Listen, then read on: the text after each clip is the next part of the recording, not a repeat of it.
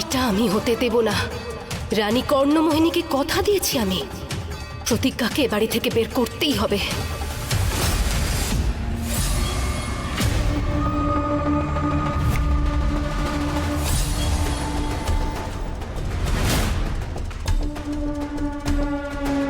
যাও আর গিয়ে প্রেমের বাবার মনে এত ঘৃণা ভরে দাও যাতে ওনার ঘৃণার সামনে প্রেমের রাগ টিকতেই না পারে।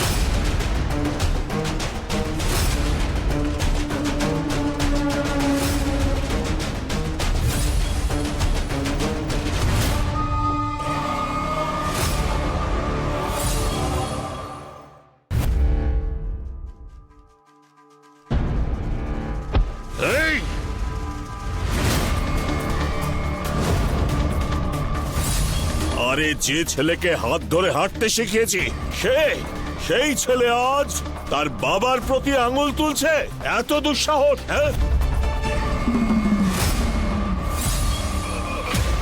কি করছো? ছাড়ো ওকে, তোমার ছেলে ও, ছাড়ো আমায় ছাড়ো না।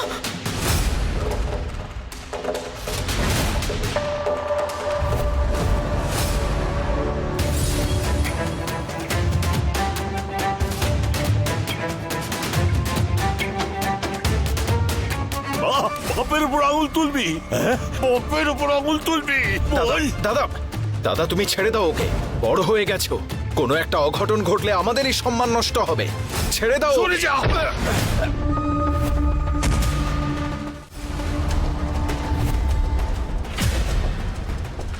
খুব তেজ হয়েছে, আজ এর সব তেজ কমিয়ে ছাড়বো।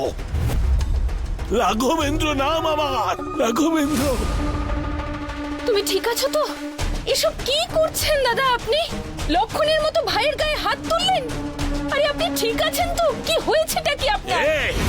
এই সম্মান রয়েছে আমার এই বাড়িতে। আরে আমি সবাইকে একটু ছাড় দিয়েছি বলে এখন সবাই আমায় ভদ্রতা শেখাচ্ছে এখন। তাও আবার তোর কারণে। বাবা ছেলের মাঝখানে তুমি কেন ঢুকতে যাচ্ছ? হ্যাঁ, মাথা খারাপ হয়ে গেছে নাকি?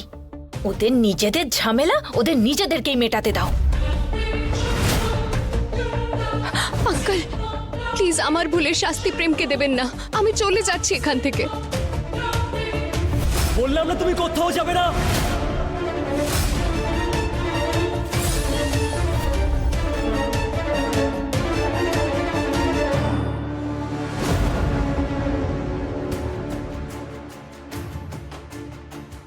তুমি বড় হও, তার মানে এটা নয় যে আমরা সবাই তোমার চাকর।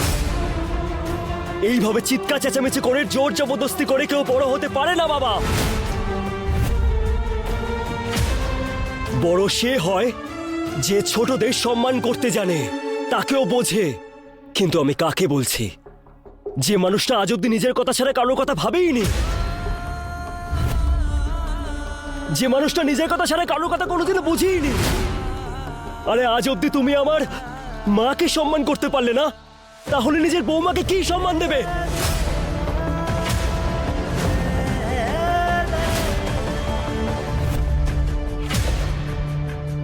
প্রেম, তুই নিজের মুখে লাগাম দে, নয়তো আমার থেকে খারাপ কেউ হবে না। নিজের মুখটা বন্ধ রাখ।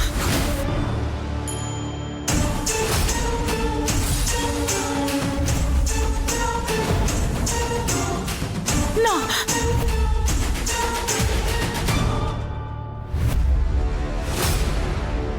প্রেম তুই ভেতরে যা বাবা। না মা, হাত তুলতে দাও ওনাকে। খুব শখ না ওনা আমার গায়ে হাত তোলার, কিন্তু আজ আমি চুপ করে থাকবো না। আমি অনেক বছর ধরে চুপ করে আছি, কখনো ওনার সম্মানের কারণে, কখনো ওনাকে দেখে ভয় পেয়ে, শুধু তোমার কথা শুনে মা।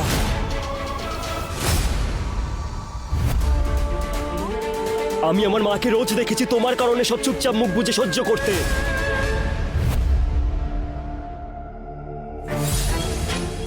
কিন্তু এখন আর তোমার কথাই বাড়িতে চলবে না। আমরা তোমার খেলনা নই যে যা বলবে তাই করতে হবে। আরে আমরাও মানুষ, আরে আমাদেরও কোনো স্বপ্ন আছে, কোনো অধিকার আছে। যদি তুমি আমাদের এইটুকু অধিকার না দাও না, তাহলে আমার একটা কথা কান খুলে শুনে রাখো, যদি প্রতিজ্ঞা এই বাড়ি থেকে যায় তাহলে আমিও এখানে থাকবো না।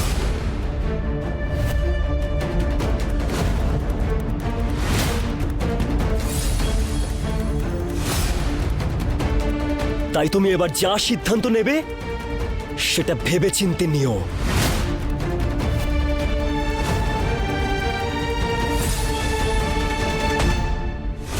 প্রেম, প্রেমের হয়ে আমি আপনার কাছে ক্ষমা চাইছি। প্লিজ আপনি ওকে ক্ষমা করে দিন। আপনি তো ওকে ছোট থেকেই চেনেন না, ও সামান্য কথাতেই কেমন রেগে যায়, তাই সরি।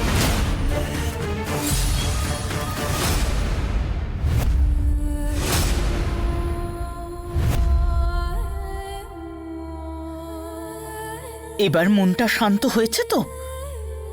বাবা ছেলের সম্পর্ক ভাঙলে ভাঙুক, তাও আমি বাড়ি ছেড়ে যাব না। এটাই তো চেয়েছিলে তুমি, তো নাও, হলো তো যেটা তুমি চেয়েছিলে। সেই মুহূর্ত আমার কাছে অশুভ, যে মুহূর্তে তোমার অলক্ষণে পা আমার বাড়িতে পড়েছে। সমস্ত সম্পর্ক, সমস্ত আত্মীয়তা, আমার গোটা সংসারটাকে ভেঙে তছনছ করে দিয়েছো তুমি।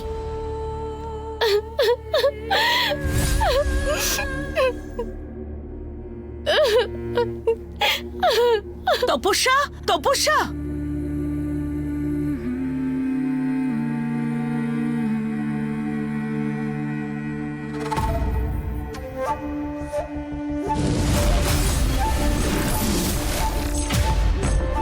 এইসব সেই দিন থেকেই শুরু হয়েছে, যেদিন রানী কর্ণমোহিনী এই বাড়িতে প্রবেশ করেছেন। এটাই তো ওনার আসল শক্তি। এইসবই তো হয় যখন রানী কর্ণমোহিনীর মতো অশুভ শক্তি বাড়িতে প্রবেশ করে।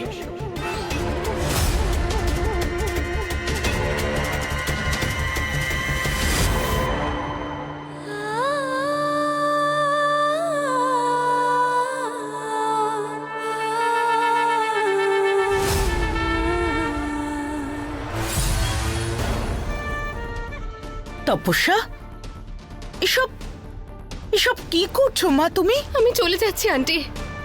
আমি আর কিচ্ছু চাই না, না প্রেম, না মিথ্যে প্রতিশ্রুতি, আর না এই বাড়ি। আরে এসব তুমি কি বলছো? তাহলে আর কি বলবো আন্টি? প্রেমের অপেক্ষা করতে করতে আমি ক্লান্ত হয়ে গেছি। আর আজ যেটা হলো, প্রেমের এভাবে সবার সামনে প্রতিজ্ঞার হাত ধরা, ওকে বাড়িতে নিয়ে আসা, এসব কিছুর পরেও আপনি এটা চাইছেন যে আমি এই বাড়িতে থাকি? আর কত মিথ্যে সান্ত্বনা দেব আমি নিজেকে? এখন আমি বুঝেছি, একটা অনাথ মেয়ের জন্য আর কে থাকবে যে তার হয়ে লড়বে? আর কেন? সেই জন্য আমি সিদ্ধান্ত নিয়েছি এই বাড়ি